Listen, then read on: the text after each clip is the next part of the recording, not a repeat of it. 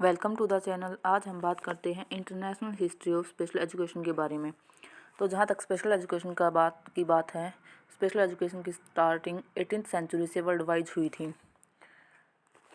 उसी समय पर जो रूसो थे, उन्होंने एक बुक पब्लिश की थी जिसमें बच्चों की शिक्षा को लेकर बात कही गई थी। उन्होंने कहा था कि बच्चे जो हैं उनकी लर्निंग उनके कोग्निटिव डेवलपमेंट के हिसाब से होनी चाहिए, क्योंकि अलग अलग बच्चे का अलग अलग कोग्निटिव डेवलपमेंट होता है और अगर उसके हिसाब से हम अकॉर्डिंग टू कोग्निटिव डेवलपमेंट अगर हम उनकी लर्निंग करवाएंगे तो ज़्यादा इफ़ेक्टिव रहेगी। अब हम बात करते हैं हियरिंग इम्पेयरमेंट की इंटरनेशनल हिस्ट्री के बारे में। तो जहाँ तक सवाल है कि हियरिंग इम्पेयरमेंट कब एग्जिस्टेंस में आया, तो ये किसी को पता नहीं है एग्जैक्ट कि ये कब एग्जिस्टेंस में आया था, कब अस्तित्व में आया था। लेकिन पेड्रो पोंस डी लियोन जो स्पेन के रहने वाले थे, उन्होंने फर्स्ट टाइम बताया था कि हियरिंग इम्पेयर्ड बच्चे भी पढ़ सकते हैं और वो सीख सकते हैं। इसके बाद 18th सेंचुरी में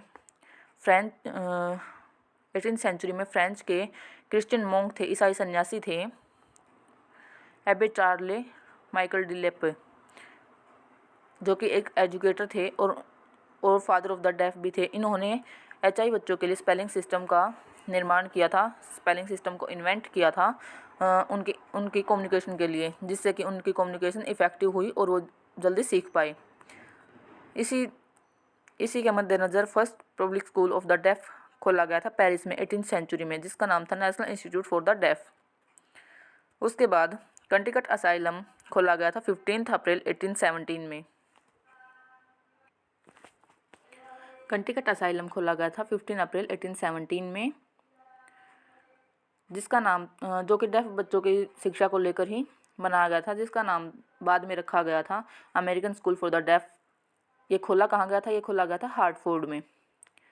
इसी के मद्देनज़र डी लेपिक जो थे, उन्होंने बोला था, उस समय पर बात होती थी कि बिना बोले कोई कैसे सीख सकता है या कोई कैसे पढ़ सकता है। तो इन्होंने उनकी बातों को गलत साबित करते हुए बताया कि नहीं, डेफ बच्चे भी बिना बोले बिना कुछ कहे सीख सकते हैं और पढ़ सकते हैं। तो इनका साथ दिया हियरिंग लीडर्स जो कि अलेक्जेंडर ग्राहम बेल थे, जिन्होंने टेलीफोन का आविष्कार किया था, टेलीफोन को इन्वेंट किया था। इन्होंने हियरिंग इम्पेयर्ड बच्चों की कम्युनिकेशन के भी ये इन्वेंटर बने थे हियरिंग इम्पेयर्ड बच्चों की कम्युनिकेशन के लिए। फिर 19th सेंचुरी में ऑफिशियल अडेप्टेशन हुआ ओरलिज्म का। ओरलिज्म के ऑफिशियल अडेप्टेशन के बाद उन्होंने सपोर्ट किया कम्युनिकेशन मॉडल का और डे क्लासरूम का उन्होंने सपोर्ट किया था, रादर देन रेजिडेंशियल क्लासरूम्स की जगह पे। रेजिडेंशियल स्कूल्स का उन्होंने खारिज करते हुए कहा था, क्योंकि सब पेरेंट्स ऐसे नहीं होते क्योंकि सब डेफ बच्चे ऐसे नहीं होते कि जिनके पेरेंट्स भी डेफ ही होते हैं। इसलिए उन्होंने रेजिडेंशियल स्कूल्स की जगह पे डे स्कूल्स को प्रेफर दिया था। अब हम बात करते हैं international history of MR, mental retardation. तो जो मेंटल रिटार्डेशन का ऑथेंटिक प्रमाण जो कि वाइल्ड बॉय ऑफ वेरान एक बुक थी, उसमें मिला था कि हाँ, मेंटल रिटार्डेड बच्चे भी एजुकेशन ले सकते हैं, जिसे लिखा किसने था? French physician gene mark Gaspard Etard ने, जो कि स्पेशल एजुकेशन को इंट्रोड्यूस करने वाले फर्स्ट पर्सन थे।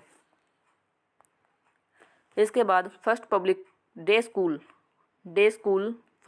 Day school for MR children, ये खुला था 1894 में। कहाँ खुला था? यूनाइटेड स्टेट्स ऑफ अमेरिका में, जिसका नाम था NARC, national association for retarded children.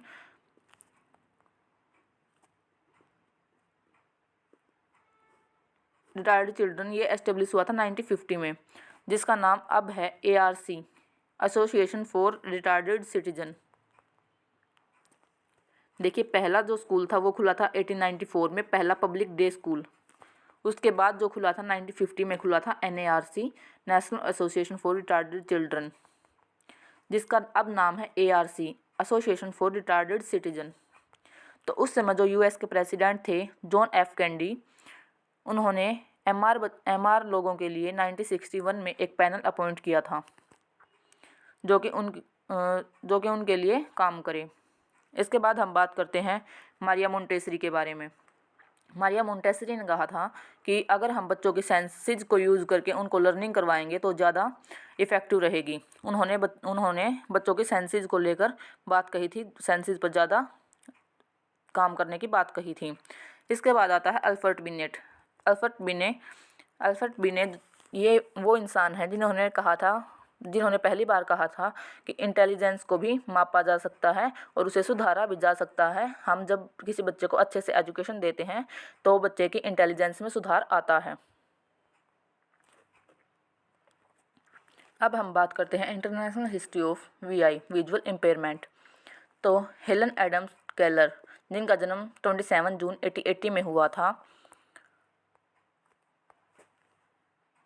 Alabama में। अल्बामा है यूनाइटेड स्टेट्स ऑफ अमेरिका का एक कॉन्टिनेंट स्टेट है,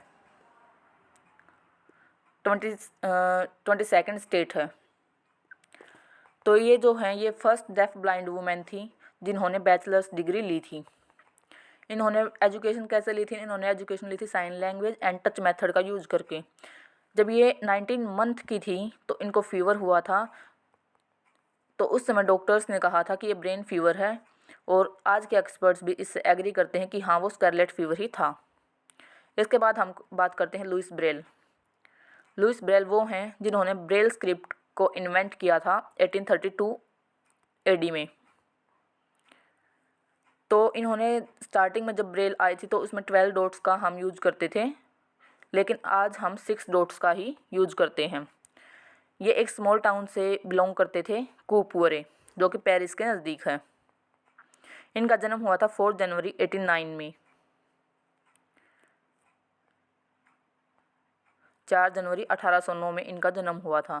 जब ये 3 साल के थे तो एक इंजरी के चलते ये ब्लाइंड हो गए थे, और इन्होंने अपनी फर्स्ट ब्रेल बुक पब्लिश की थी 1829।